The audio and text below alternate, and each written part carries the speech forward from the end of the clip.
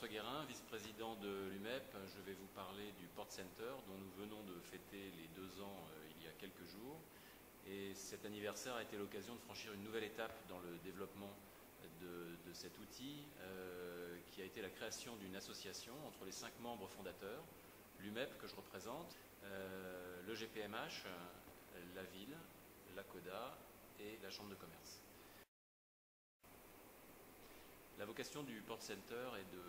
familiariser la population du Havre et des environs avec le monde maritime qui l'entoure. L'économie portuaire est un des poumons, sinon le poumon économique de la ville. Il est important que la population soit informée de l'ensemble des activités qui se développent sur le port, des différents métiers qui s'y exercent, et c'était notamment la vocation première de l'UMEP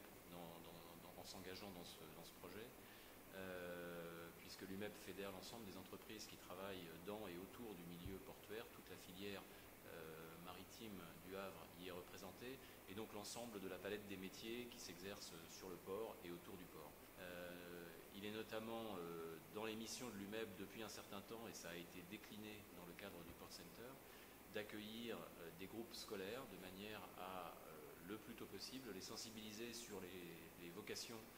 qu'ils pourraient se découvrir autour des métiers portuaires. Cette mission de l'UMEP était exercée au travers d'une mallette pédagogique qui existe depuis un grand nombre d'années et qui a été modernisée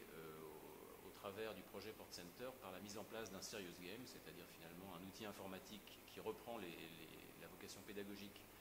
de la mallette de l'UMEP et qui permet à des publics de la primaire jusqu'au collège et au lycée de se familiariser au travers d'un jeu aux différentes activités de la filière maritime et donc les différentes grandes étapes du passage de la marchandise au Havre.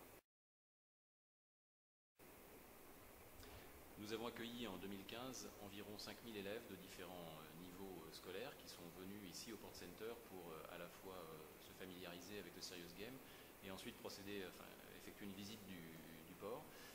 qui leur a permis de voir in situ les différentes choses qu'on leur avait évoquées préalablement. Alors le Port Center, c'est évidemment pas uniquement le Serious Game.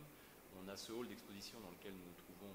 aujourd'hui, dans lequel sont décrits un certain nombre d'éléments factuels de l'économie portuaire. Et l'on a aussi au rez-de-chaussée un espace d'exposition qui est aujourd'hui utilisé par une exposition de LH2T, donc du terminal multimodal, qui sera remplacé au printemps par une nouvelle exposition dont nous gardons le secret pour l'instant, et qui va être rejointe dans les prochaines semaines par une exposition qui revient de la COP21, lors de laquelle le AROPA avait un stand et a mis en avant un certain nombre d'initiatives des entreprises de la région et de la vallée de la Seine, de l'axe Seine, 21 initiatives pour être précis, qui seront mises en valeur au rez-de-chaussée du Port Center, ce qui permettra à chacun de se rendre compte des efforts environnementaux fournis par les entreprises de la filière maritime. Le dernier élément que l'on peut citer concernant le Port Center, c'est son centre de conférences,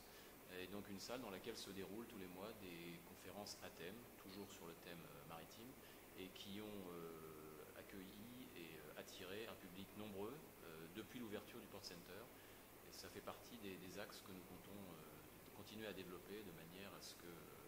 ce que la connaissance soit portée toujours plus loin.